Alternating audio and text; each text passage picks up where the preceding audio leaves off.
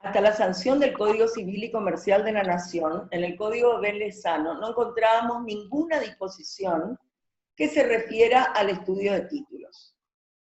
Es decir, que yo tengo la convicción, y así lo dicen otros colegas que son profesores y son doctrinarios en el orden nacional, de que toda la jurisprudencia y la doctrina que se ha venido plasmando desde entonces ha permitido que el Código Civil y Comercial lo incorpore en muchos artículos al estudio de título, aunque no diga que es obligatorio, ni tampoco habla como que debe sí o sí hacerlo el escribano para plasmar en él la bondad o no de ese título, y que entonces el adquirente de ese derecho real sea un adquirente de buena fe, que la posesión también sea de buena fe. Ahora, ¿qué pasa? Si nosotros tenemos una serie de fallos jurisprudenciales, y fíjense que estamos hablando de la década del 70, del 90, y ya en ese entonces decía, no se configura la buena fe del artículo 1051, el artículo 1051 es del adquirente de buena fe y a título oneroso, que está plasmado hoy en el artículo 392 de nuestro ordenamiento jurídico actual, que es los efectos de la nulidad respecto de los terceros en cosas registrables. ¿Qué es lo único que le agregó el Código Civil y Comercial al 1051 de Vélez Arfiel? Es que los subadquirentes no pueden ampararse en su buena fe y a título oneroso si el acto se ha realizado sin intervención del titular del derecho. ¿Esto qué quiere decir? Sin intervención del titular del derecho es que el titular dominial no le transfirió, fue otra persona, que es lo que le llamamos non domino, que puede ser la sustitución de persona, o bien a través de un poder que supuestamente otorgó el titular dominial para que lo represente, o sea, un poder de representación, y ese poder de representación no tenía matriz, es decir, de que estaba con todas las nulidades encima, que no le permite a este subadquirente de buena fe, porque no puede alegar la buena fe, si no contrató con el titular del dominio. Antes de entrar al análisis de los otros artículos del Código Civil y Comercial, donde está plasmado qué es la buena fe diligencia respecto a los adquirentes de los derechos reales, vamos a ver qué dice el artículo 4 de la ley 17.801. El artículo 4 de la ley 17.801, o sea, la ley registral, se refiere a que la inscripción del título no convalida las nulidades, dice exactamente, lo voy a leer, no convalida el título nulo, ni subsana los defectos de que adoleciere según las leyes. Por eso que a veces, cuando uno escucha de las personas, yo ya tengo mi título inscrito en el registro de la propiedad, eso no quiere decir de que el título sea perfecto. Pero para poder hacer el estudio de títulos, nosotros necesitamos tener el título al dominio del que pretende transmitirlo. El artículo 23 de la citada ley 17.801, ¿qué es lo que dice? Que el escribano, para autorizar una escritura, tiene que tener, de transmisión, por supuesto, constitución, modificación, extinción de derechos reales, el título a la vista y los certificados pertinentes que acrediten las legitimaciones tanto de la persona como el estado de los inmuebles. Yo me pregunto, ¿será que todos los escribanos tienen el título a la vista para autorizar las escrituras? Yo les voy a contar algo que pasó en el mes de diciembre. 3 casos.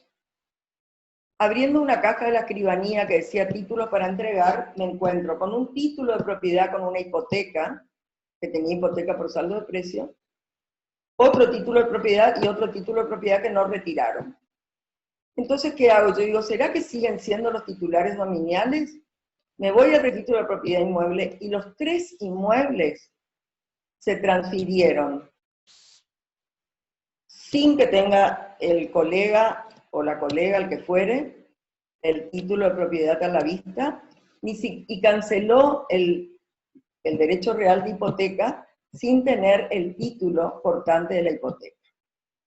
Bueno, yo ahí entonces reflexioné y dije, ¿cómo harían el estudio de título? Con lo que, digamos, fueron al registro de la propiedad, sacaron la foto de la matrícula, y en la matrícula dice quién es el adquirente, su estado civil, y no dice más nada. O sea, si son sociedades, no saben si están acreditadas, si están legitimados los representantes de las sociedades.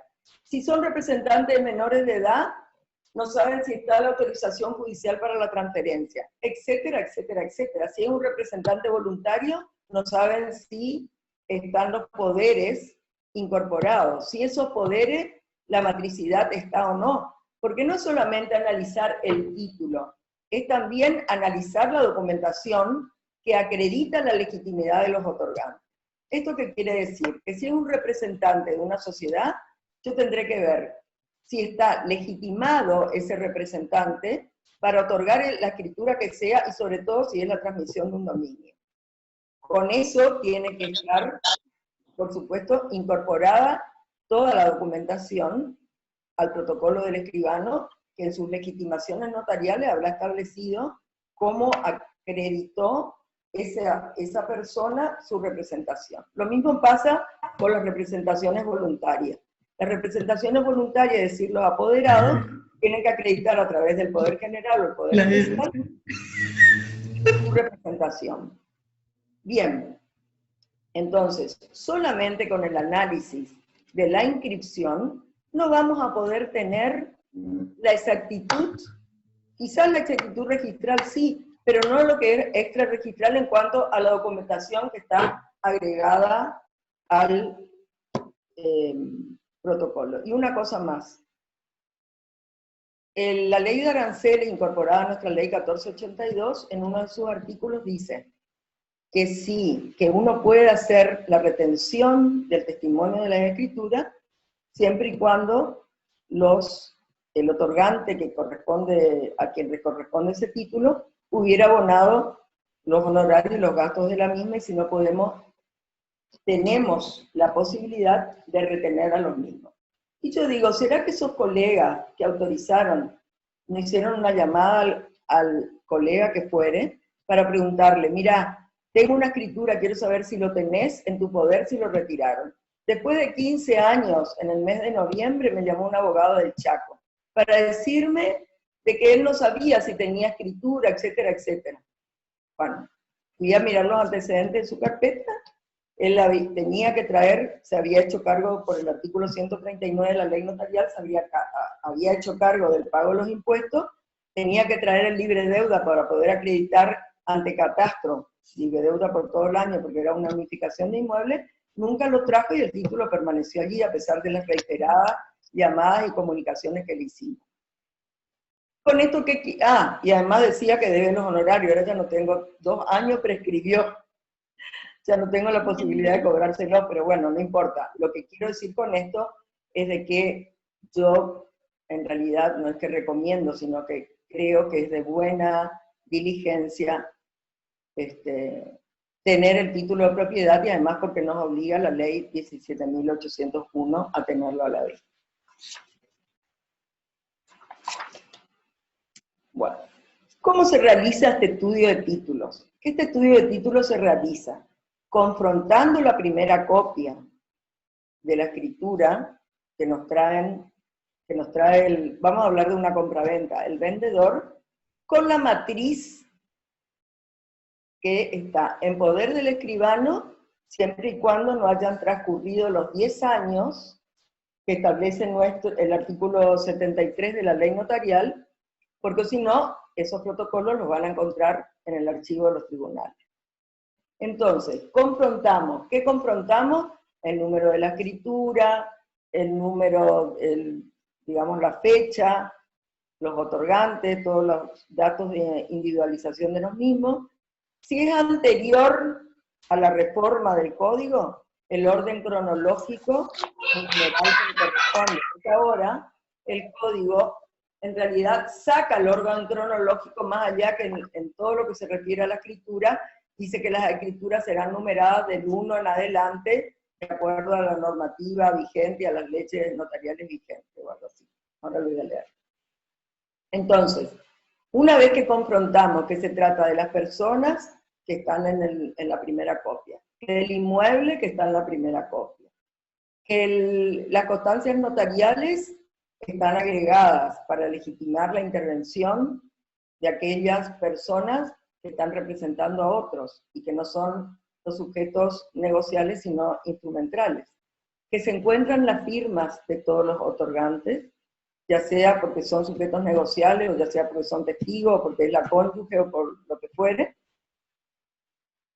y la firma del escribano y la firma del escribano. Una vez confrontado esto, vemos allí el corresponde que nosotros lo vemos siempre en nuestras escrituras. En ese corresponde nos va a decir que les corresponde por tal título. El título data de 10 años atrás. Voy a los 10 años, confronto de nuevo esa escritura. Esa escritura a los 10 años me dice que corresponde a una adjudicación en un juicio sucesorio. Voy entonces al juicio sucesorio. Puede ser que el juicio sucesorio que me dice el juzgado tal o el juzgado tal donde se está tramitando, ya lo haya mandado al archivo de los tribunales. Puede ser que tampoco esté en los archivos de tribunales, con lo cual nosotros nos tenemos que guiar por el libro de sentencias que tiene cada juzgado de todos los juicios en los cuales, de los sucesorios, porque los sucesorios no se destruyen. Con respecto a esto, del tema de los tribunales, les quiero contar un caso en donde una escritura de compra-venta perfecta, voy al estudio de la escribana, la confronto, está en la firma, y el antecedente de dominio era un juicio de prescripción, 20 años. Voy al juzgado donde dice haberse tramitado, el juzgado me dice que ese número de expediente no existe, miran además si en otro juzgado, etcétera, etcétera, tampoco, entonces me voy al archivo del tribunal donde tienen toda la sentencia. Esa sentencia, o sea, la protocolización de las actuaciones y la sentencia, correspondía a otro juicio de prescripción que nada tenía que ver con esa escritura. Quiere decir de que la protocolización de las actuaciones del juicio de prescripción fue apócrifa.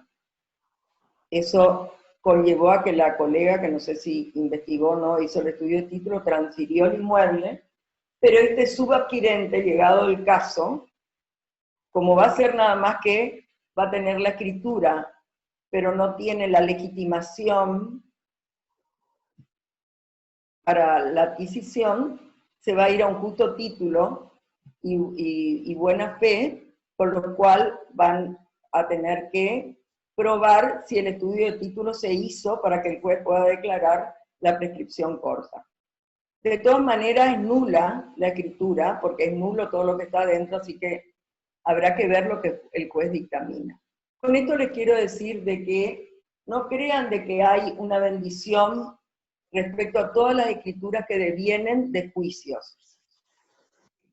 En otro antecedente tuve un juicio testamentario. En el juicio testamentario me encuentro con que no se había hecho la publicación de edictos, por lo cual no podían presentarte ni acreedores ni otros legitimarios con mejor derecho, porque era un solo inmueble, el de esta persona. Bueno, después se publicaron los edictos, no se presentó nadie, y así se pudo pedir la autorización para la venta del inmueble. Pero hasta esto es lo que les digo. Lo mismo pasa con las escrituras judiciales, donde nos encontramos que la autorización se la hacen al administrador. El administrador judicial, ahora ya plasmado en nuestro código, no tiene legitimidad para transferir el inmueble, salvo que todos los herederos le den un poder de representación para vender el inmueble, porque los titulares del derecho son los herederos, no el administrador. El administrador solo conserva el patrimonio y puede pedir la autorización para vender, eso sí, para pagar todos los juicios todos los gastos, del juicio sucesorio. Así que, en estas poquitas cosas, después vamos a ir más adelante a lo otro, es que les quiero decir de la importancia del estudio de título, de la importancia, ¿por qué? Porque hoy la responsabilidad del profesional está plasmada en nuestro código.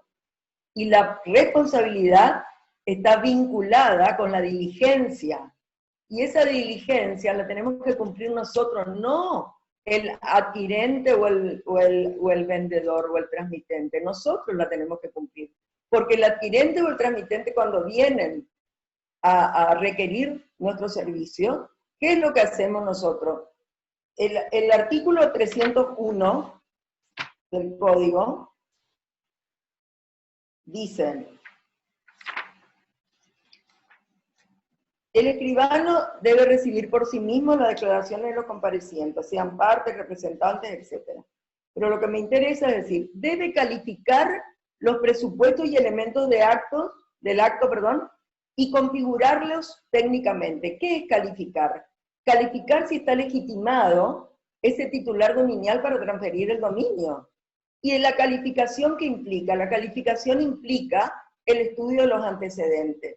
Porque si yo transmito el dominio, después puedo, si hay algún vicio en alguna escritura anterior y no transcurrieron los 20 años, ¿a quién va a recurrir el adquirente a reclamar? Le va a reclamar al enajenante y el enajenante por ende a nosotros. Y nosotros sabemos de que, hoy hablaba con una colega y dice, no quieren pagar el estudio de título. Entonces háganle minuta insistida, chicos. Háganle minuta insistida. La minuta insistida es que habiéndole advertido de esto, de lo otro, del código, igualmente me requieren el otorgamiento del acto. Con eso, que van a agregar a su escritura, por lo menos van a salvar la responsabilidad y ellos serán los responsables del acto que otorgaron. Bueno, ¿qué es lo que debemos buscar nosotros cuando se trata de expedientes judiciales? Nos encontramos con la protocolización, por ejemplo, de una subasta, en uno de los antecedentes. Se protocoliza, de acuerdo al artículo 587 del Código de Procedimiento, que en realidad no lo cumplen porque sacan fotocopia y así inscriben, a pesar de que el 587 dice que deben estar protocolizados por un escribano. Y nos encontramos con que de pronto no está pagado el saldo de precios, por decirles algo. Porque nosotros tenemos que activar qué es lo que dice la legislación. La legislación en cuanto al procedimiento, si se cumplieron todos los pasos. En la subasta, por ejemplo, de un inmueble por ejecución hipotecaria. Y ahí ya sabemos que está la citación, etcétera, etcétera, etcétera, más el ordenamiento de la subasta primero, el acta de la subasta, que ¿por qué no se requiere la escritura pública? Porque el acta que labra el secretario del juzgado, que casi nunca está, es el que verdaderamente es el título al dominio, o sea, el boleto de compraventa. Después el pago se acredita por el depósito, que están las boletas dentro del expediente de la ejecución. Y así sucesivamente en incidentes de escrituración, como les fui nombrando. Respecto a las donaciones, el tema de las donaciones ya sabemos que deben hacerse en escritura pública bajo pena de nulidad, y acá no se le aplica lo dispuesto en el artículo 10.17 en cuanto a que si no han sido hechos en escritura pública se puede tomar como nulización, que después la van a otorgar en escritura pública, 10.16 y 10.17, y en este sentido, en el tema de donaciones es bajo pena de nulidad, así que allí la conversión no existe. Allí la conversión no existe, o sea, el título que puedan, o el instrumento que nos puedan traer de una donación de instrumento privado es totalmente nulo. Pero sí las donaciones al Estado se pueden acreditar mediante todas las actuaciones administrativas. Entonces, es así, van a estar en los expedientes o en los decretos del Poder Ejecutivo Provincial, Ejecutivo o de la Municipalidad, ordenanza municipal o lo que fuera. Bueno, ¿cómo se adquieren los derechos reales de acuerdo a nuestro código? ¿Por causa de muerte o por actos entre vivos? La adquisición originaria por actos entre vivos se opera por el transcurso, como les dije, de los 20 años, siempre que no haya justo título y buena fe y el juez lo haya declarado así. Y la adquisición derivada se adquiere mediante título y modo suficiente y posterior inscripción. Nosotros esto lo tenemos estipulado en el artículo 1893, cuando dice: la adquisición derivada por actos entre vivos de un derecho real requiere de la concurrencia de título y modo suficiente. ¿Cuál es el título suficiente? El título suficiente es el acto jurídico revestido de todas las solemnidades que establece la ley. Valga como ejemplo, la compra-venta debe ser otorgada en escritura pública. Y esto que les dije de las donaciones, pero salvo las donaciones del Estado. Respectivo. Y después, la tradición es el modo suficiente. Esta tradición, que viene a ser la tradición posesoria, es modo suficiente para transmitir o constituir los derechos reales que se ejercen por la posesión. Ambos van de la mano con la formalidad o solemnidad del acto. Pero para ello hay un presupuesto establecido en el mismo artículo que establece que deben ser capaces y estar legitimados al efecto.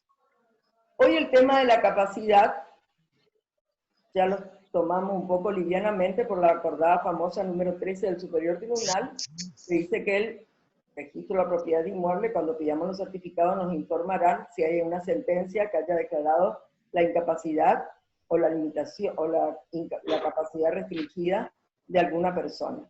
Porque claro, han pasado ya 5 años desde la promulgación de este código, ¿no? Si no mal no recuerdo.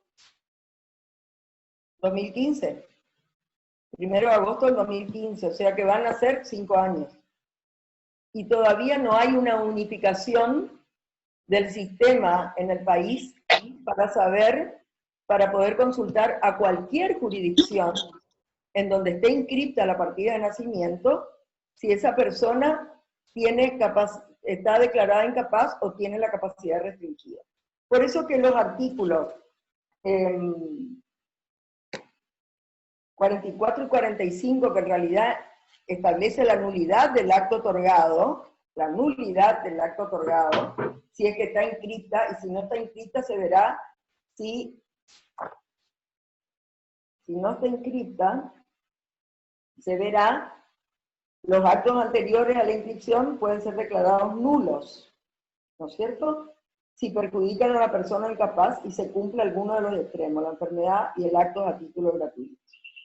Y los actos posteriores a la inscripción son nulos los actos de la persona incapaz y con capacidad restringida que contrarían lo dispuesto en la sentencia realizada con posterioridad.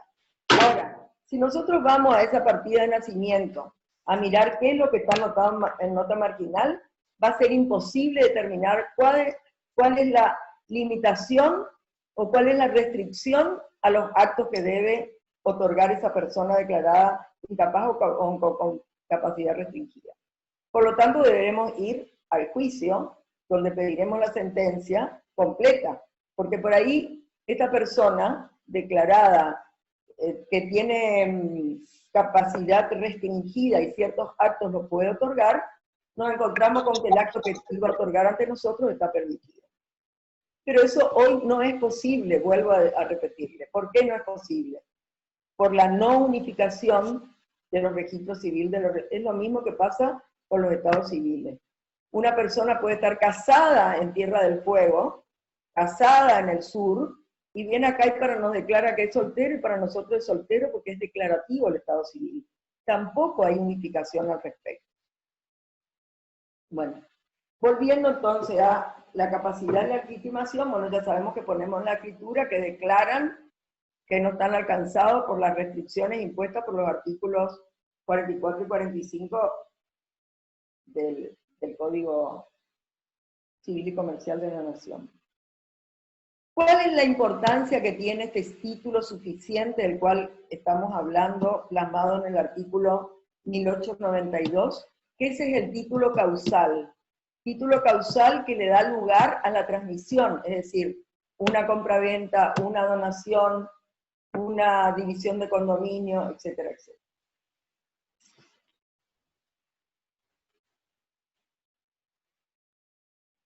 Bueno, si el acto jurídico transmitivo tiene entonces todas las características que les digo, título suficiente, modo suficiente, es decir, la tradición posesoria se efectuó, cosa que a nosotros no nos consta, porque más allá de las declaraciones que puedan hacer en las escrituras, la tradición es un hecho que deben cumplirlo tanto vendedor como comprador. Y allí me voy a ir a 20 años atrás, cuando una persona, a través de un crédito otorgado a otra persona, transmitió el dominio del inmueble a un X persona, y cuando este señor fue con las llaves, según después me cuenta, a querer abrir la casa, la cerradura estaba cambiada, los hijos se habían metido adentro, por lo tanto tuvo que iniciar la acción judicial por la usurpación. O sea, la tradición no estaba cumplida porque no la hicieron. Pero más allá de las mejores declaraciones que podamos poner en nuestra escritura, que le transmitió, que acepta y que declara encontrarse en la posesión, si esto no es real, la posesión no existe para la ley. ¿Está? ¿Alguna pregunta hasta ahora? ¿No? Bueno.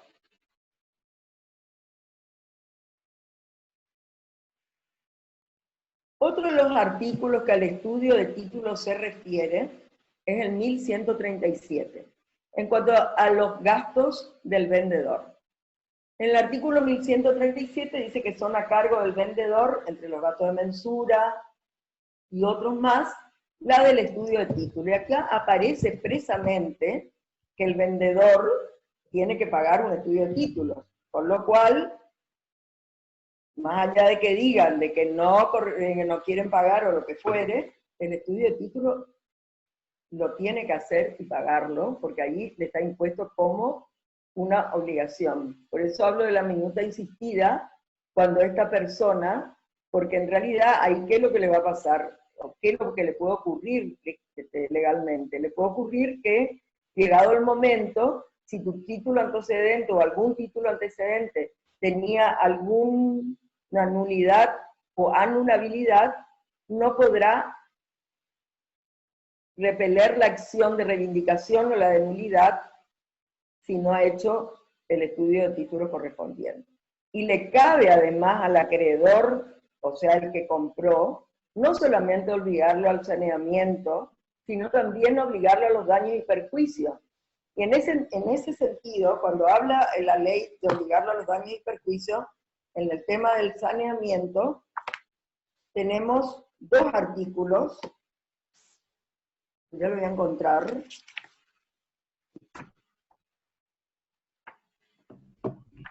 Tenemos dos artículos relativos, acá está, no sé qué indica.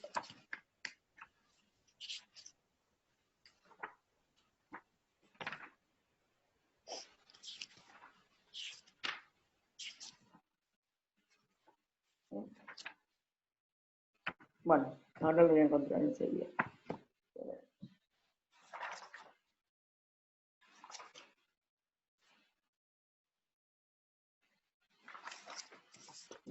Bueno, había señalado todos mis artículos acá en el código, pero ahora no lo encuentro. Bueno, le voy a sintetizar. Ustedes saben de que una persona puede decir de que no se obliga por evicción y al saneamiento en el caso de evicción. esa declaración no es válida porque en realidad siempre va a responder, salvo que se haya eximido, lo haya eximido el adquirente. Ahora, en el caso de que por supuesto declare que la evicción la va a hacer, que va a responder por el saneamiento, amén de pedirle el saneamiento del título, ese adquirente va a poder pedirle el resarcimiento de los daños. Pero el resarcimiento de los daños que establece el código es siempre y cuando el enajenante haya conocido o podido conocer el vicio que ostentaba. Y lo mismo para el adquirente. Y allí tampoco pueden alegar la buena fe sin haberse efectuado el estudio de título. No sé si me entienden. ¿Está? Bueno. Vamos a...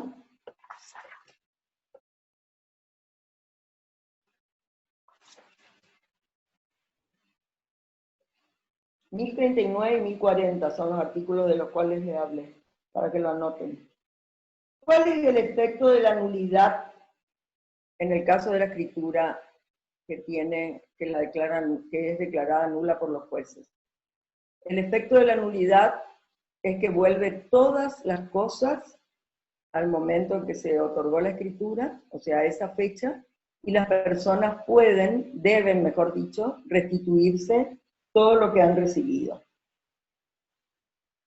Y con respecto a terceros, los derechos reales transmitidos a terceros por una persona que ha resultado adquirente en virtud de un acto nulo quedan sin ningún valor y pueden ser reclamados al tercero, excepto contra el subadquirente de buena fe y a título oneroso,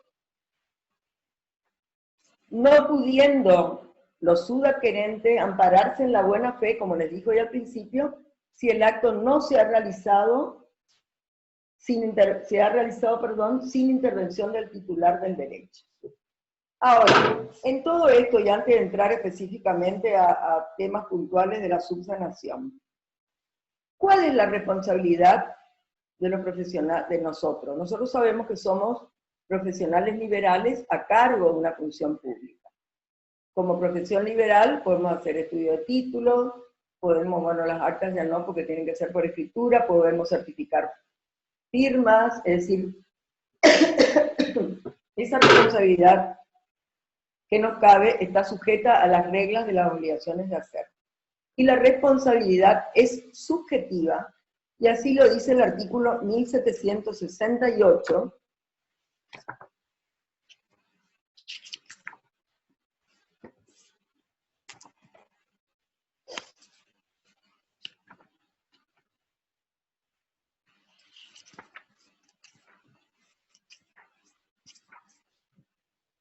la actividad profesional liberal está sujeta a las reglas de la obligación de hacer, y la responsabilidad es subjetiva.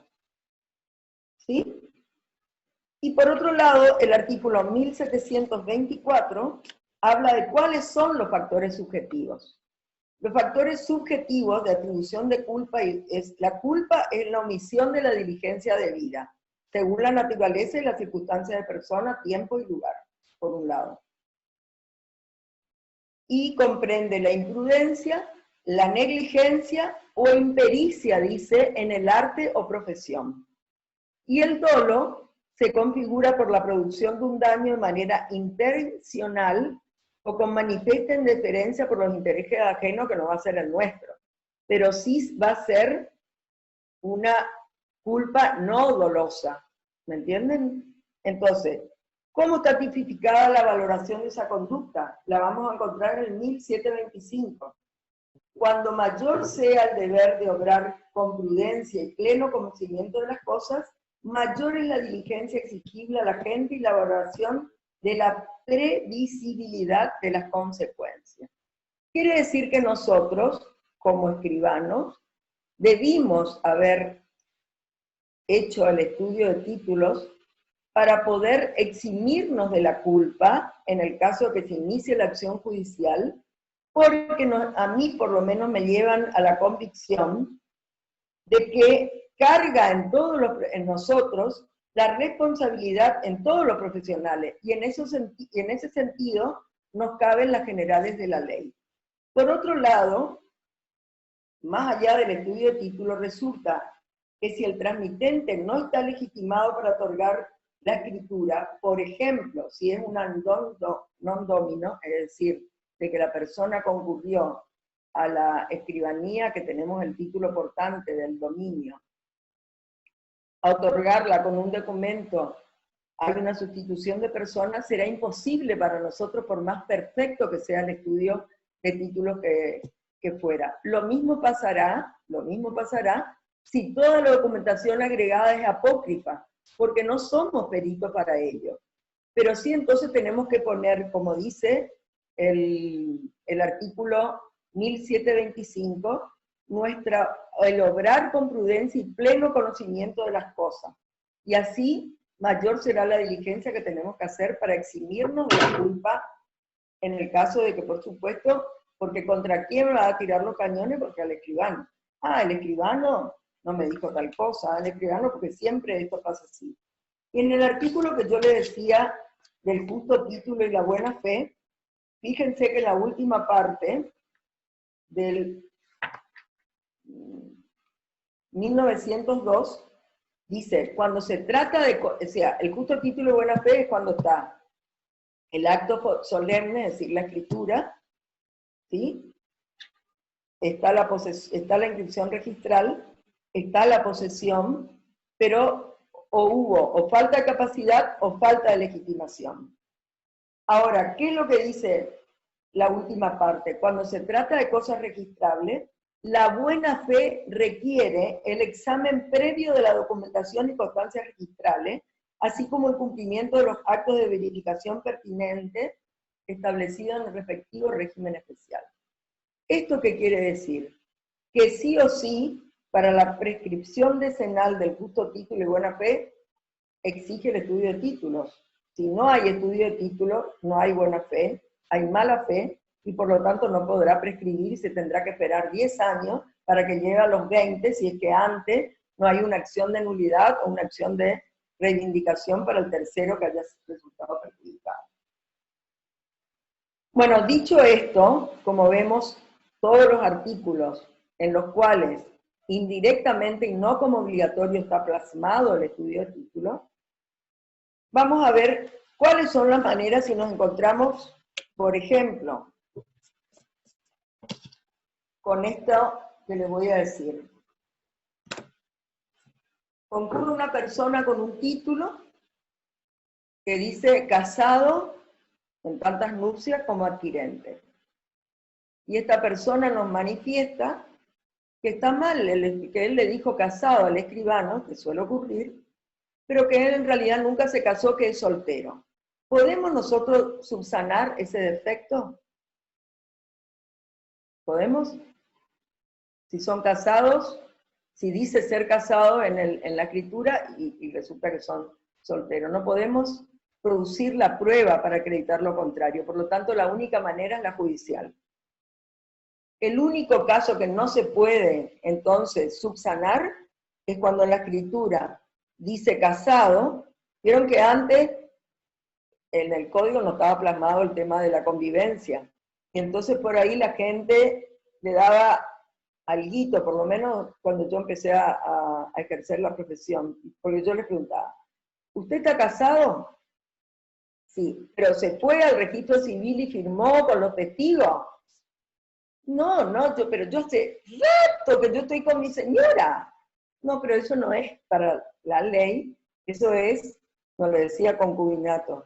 Es una convivencia, pero no es casado. Porque acá en su escritura que usted me trae, que quiere vender, dice casado. Y bueno, yo nomás le dije a la escribana, porque yo como hace mucho estaba, bueno, entonces nosotros no tenemos la posibilidad de subsanar. ¿Qué tienen que hacer? Concurrir al juez con testigos, y va a ser indudablemente un juicio sumarísimo, supongo, y acreditar allí que eso estaba para poder rectificar la escritura. Si viene una persona con el título que dice Estado Civil, casado con fulana de tal, y yo le digo, bueno, mire, tiene que también venir su mujer para prestar el asentimiento conyugal, en la escritura de compra-venta. ¿Cómo que va a venir mi mujer? Yo estoy divorciado. ¿Pero en qué año se divorció? La escritura del año 1985. Yo me divorcié a fines del 84. Pero acá dice casado, señor. Bueno, trayéndonos la sentencia de divorcio, nosotros podemos, en la misma escritura, por escritura simultánea, hacer la subsanación con, por supuesto, la firma del requirente, que nos va a solicitar la rectificación de su estado civil en razón que al tanto de tal año él era divorciado y no casado. Y nosotros lo vamos a legitimar con la partida de divorcio que nos va a presentar. Lo mismo pasa con aquel que es divorciado, es casado, perdón, en la escritura es soltero, pero viene y nos dice, mira, a mí me tomaron como soltero y soy casado. Bueno, lo mismo, con la partida de matrimonio podemos hacer la misma subsanación. ¿Qué pasa con los convivientes? La convivencia, bueno, en el código comentado de Lorenzetti, para Lorenzetti la convivencia es un estado de familia. Vieron que el nuevo código dice, deberá consignarse el estado de familia. Y si son casados, consignar el nombre de la cónyuge si fuera relevante al efecto para el acto que va a otorgar. Por eso es que cuando comparecen personas que su estado civil es casado, pero están actuando, o están interviniendo, mejor dicho, por una representación voluntaria o una representación legal, ¿sí? No es necesario poner el nombre de la cónyuge. Vean la escritura donde están los apoderados de los bancos, los presidentes de las sociedades, los gerentes de la SRL que le ponen el nombre del cónyuge. No digo que está mal y sea observable el título, digo que no es necesario. Porque a veces, ay, he casado, ay, no tengo el nombre del cónyuge, ¿qué hago? No tengo el nombre del cónyuge. Y están representando a otra persona, no son los sujetos negociables. Por lo tanto, en ese caso, si no es relevante al acto que está por otorgar, no es necesario poner el nombre del cónyuge. Después, el tema del conviviente. El tema del conviviente, ustedes saben de que para disponer del inmueble, que supuestamente lo compró y declaró que era para su vivienda familiar, una cosa es la afectación a vivienda y otra cosa es declarar que es su vivienda familiar y que está conviviendo con fulana de tal más allá del estado civil, que por supuesto no va a ser casado, no será divorciado o soltero. Para el acto de disposición, la conviviente lo tiene que prestar el asentimiento siempre, la conformidad del asentimiento, siempre y cuando sea la vivienda familiar de ellos dos. Respecto del tema de las abreviaturas, ustedes saben que las abreviaturas científicas o socialmente admitidas, con sentido unívoco, son aceptadas por nuestro ordenamiento en el artículo 303. ¿Qué quiere decir eso? Podemos abreviar DNI, AFIP, ANSES, QUIL, QUIT. Referente al QUIT. El artículo 3 bis de la 17801 dice, deberán establecerse las claves únicas de identificación laboral o la clave única de identificación tributaria o la clave de identificación. Esto de poner QUIL / QUIT no corresponde, porque más allá de que si una persona tiene QUIL y QUIT, lo más relevante para nosotros es el QUIT, porque sabemos que tenemos que ingresar a la página de ANSES, obtener el número de QUIL y con el número de QUIL irnos a la página de AFIP. Si en la página de AFIP dice, debe concurrir a la oficina más próxima, ¿ustedes pueden otorgar la escritura? Si no pueden obtener la impresión de la QUIT. Pregunta al foro.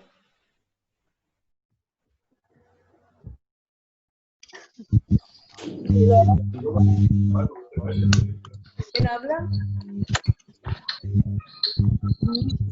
Sí, se puede igual. ¿Cómo? No, teleconferencia.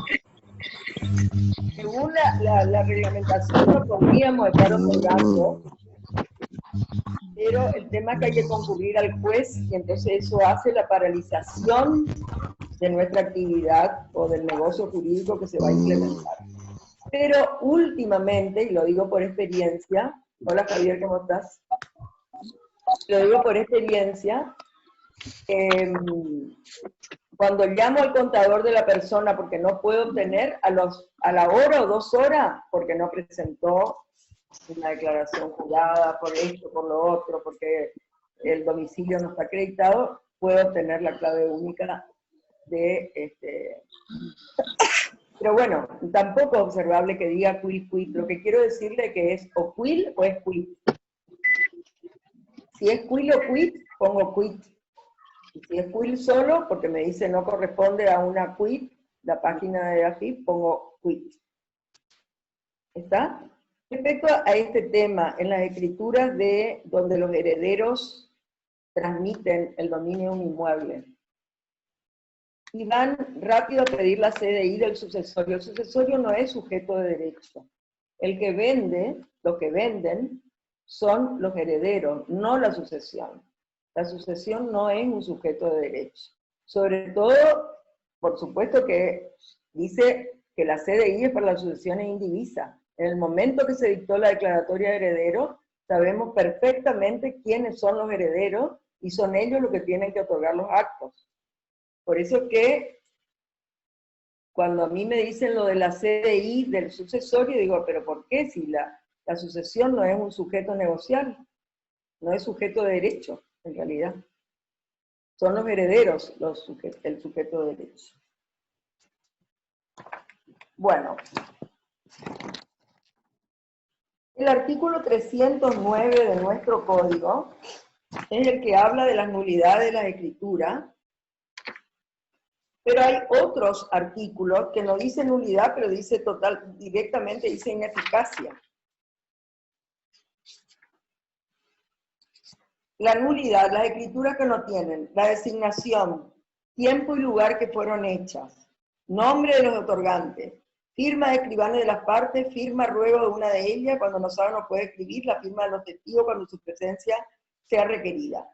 La inobservancia de otras formalidades no anula la escritura, pero los escribanos o funcionarios pueden ser sancionados, por un lado. La comparecencia, el otorgamiento de una escritura efectuada de donación, efectuada por un menor de edad, que ha sido emancipado por matrimonio, es decir, que ha ocurrido entre los 16 y los 18 años, con autorización judicial, por supuesto. Es un acto ineficaz. No es nulo, pero es ineficaz porque él no podría vender sin que tenga la autorización judicial. Lo que pasa es que se puede subsanar.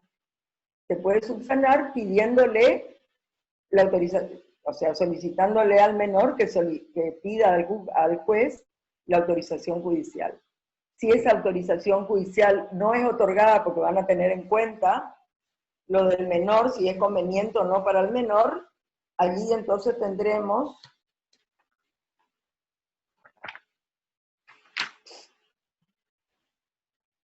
cuando el acto sea de toda necesidad o de venta evidente. En el de venta evidente, si es de venta, podemos subsanar. Si es un acto a título gratuito, no es posible de subsanación porque dice el artículo 28, la persona emancipada no puede ni con autorización judicial hacer donación de bienes que hubiera recibido a título gratuito. Esto se mantiene igual al 28 de Vélez Arfiel. ¿Quedó claro ahí? Bien. Ahora vamos con la invalidez, porque en el 309 no nos habla de invalidez, pero el 294 sí nos habla cuáles son los actos inválidos.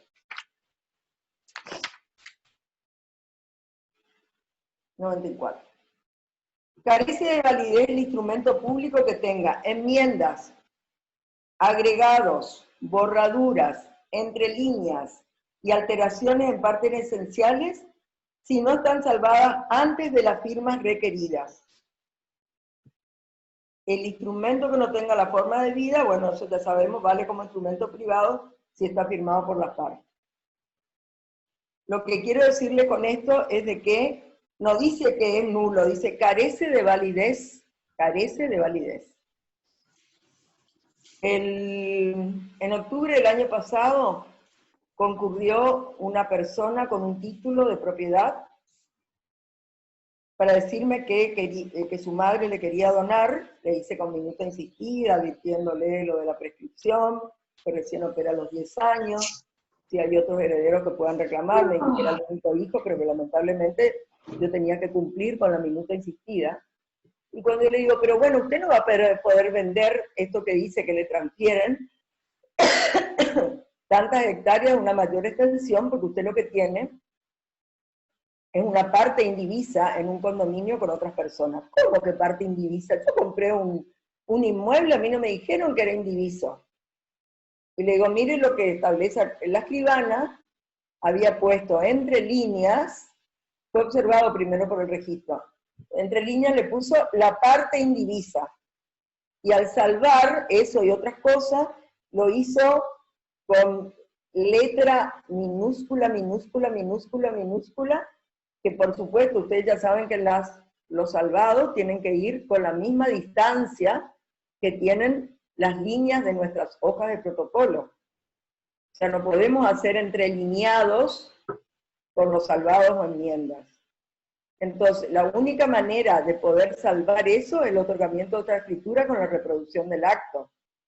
Es decir, yo le pregunté al señor si hacíamos eso, que no había problema, me dijo, conocía a su vendedora y qué sé yo, y me dijo, no, porque yo quiero urgente iniciar lo que sea necesario para la división de condominio, pero además le voy a hacer a la acción a la escribana por no haberme advertido y haber puesto esto después que yo firmé la escritura, porque yo la leía la escritura. Vieron que la ley 404 de la Ciudad Autónoma de Buenos Aires le da la posibilidad de que sean los otorgantes los que leen las escrituras. Bueno, en este caso, él la leyó, la escribana se la dio para que la lea, y dice, en ningún momento yo vi que decía la parte indivisa, si no yo no hubiera firmado la escritura. Con esto yo quiero decirle que tengan cuidado con el tema de los salvados, y sobre todo los salvados de la parte esencial. Imagínense de que si esto no era una parte esencial, que justamente era la parte de la transmisión del dominio. Ahora, la falta de firma del escribano o de las partes, por supuesto que carece de validez para todo. El artículo 309 lo dice así, que era el artículo antes, 1004 del Código de Bellas Artes. Ustedes saben que cuando dice deben ser hechas en escritura pública, que es el artículo 1017, omite otros contratos que sí deben ser hechos en escritura pública, que bueno, que ahora les mande la documentación a Milagro o a Cristian para que se la reenvíen por correo. Se van a encontrar con el contrato oneroso de renta vitalicia, artículo 1601, la cesión de derechos hereditarios, artículo 1618, la cesión de derechos litigiosos, el 1618 también, la cesión de derechos derivados de actos instrumentados también, fideicomiso, cuando se refiere a bienes cuya transmisión debe instrumentarse en escritura pública, la renuncia de herencia del 2299, las convenciones matrimoniales del 448 y el tiempo compartido de inmueble del 2089. Quiere decir, entonces, acá nos encontramos con una serie de otros actos que deben ser otorgados en escritura pública que no están plasmados en el artículo que les digo. ¿Qué pasa con el tema de la incompatibilidad del escribano cuando está autorizando en asuntos que su cónyuge, su superviviente o un pariente suyo, dentro del cuarto grado de consanguinidad o segundo de afinidad, o sean personalmente interesados? Vieron que en el Código de Vélez decía que los gerentes de las sociedades anónimas, no decía sociedad de responsabilidad limitada, sino decía el gerente de sociedades anónimas se podrá otorgar siempre y cuando sean estas personas que representaban las sociedades. No me acuerdo más cómo decía el artículo, pero sí estoy casi segura de que decía algo así, cuando terminaba. Esa excepción acá fue sacada, entonces es valoración del escribano si realmente el acto que va a otorgar esta persona, con alguna de estas que estamos hablando, está personalmente interesado o no. Por ejemplo, si viene una persona que es mi cuñado y es el presidente de una sociedad anónima, usted me va a decir, no, escribana, yo no lo otorgo. Él no está personalmente interesado porque es el presidente de un directorio, que el directorio es el administrador de la sociedad, o sea, está interesada la sociedad, pero no él. Y sobre todo cuando el artículo 143 del Código, que es lo que me ayuda a tener la convicción de que esto es así, cuando el 143 del Código dice, la persona jurídica tiene una personalidad distinta de la de sus miembros. Entonces, ese 143 coadyuva a mi teoría de que sí, la persona que va a otorgar el acto no está personalmente porque es de su patrimonio, es simplemente porque representa a otro, puede otorgar el acto. Hay otra teoría notarial donde dice que está vedada la intervención y por eso está reducida la esfera de la acción del escribano. Pero yo creo que el escribano debe evaluar en cada caso si existe ese interés directo. Ya vimos el tema de los...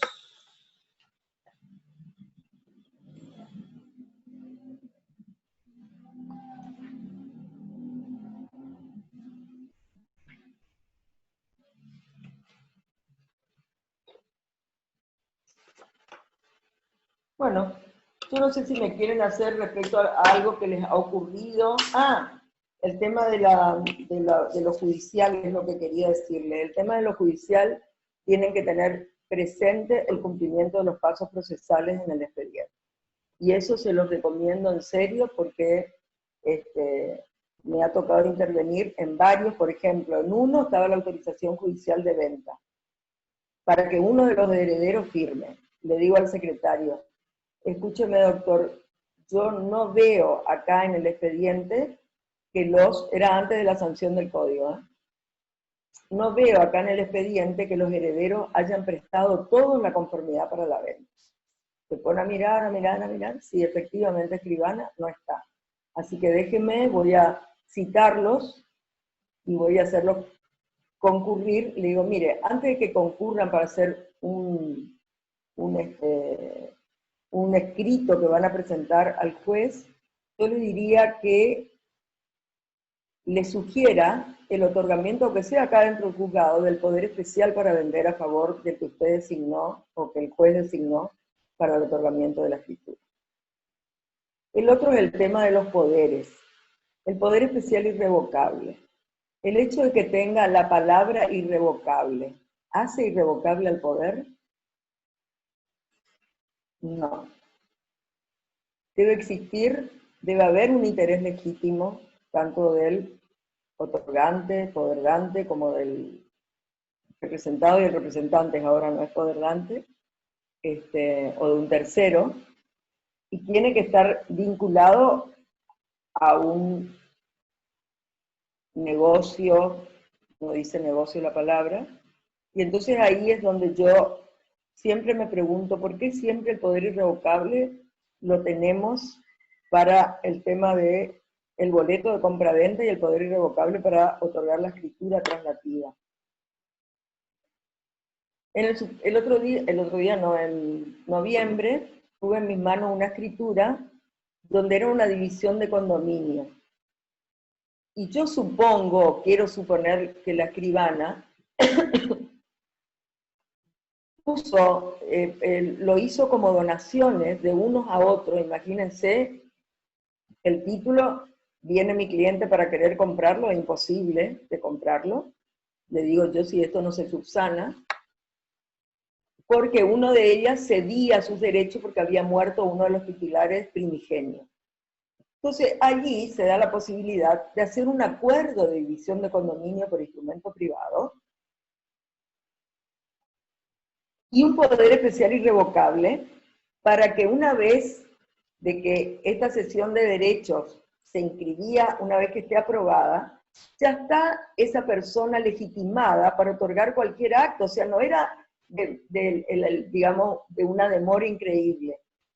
Sin embargo, lo puso como donación, y ahí es donde vuelvo de nuevo al 301, donde nosotros tenemos que tomar la declaración de las partes, encuadrarlo técnicamente de acuerdo a nuestra legislación, porque no podemos darles un título observable, que es observable porque es revocable, como son las donaciones, lamentablemente, que ya saben de que estos eran todos hermanos, o sea, donación a terceros, ya saben que la donación a tercero, la donación a legitimario, está en el mismo plano.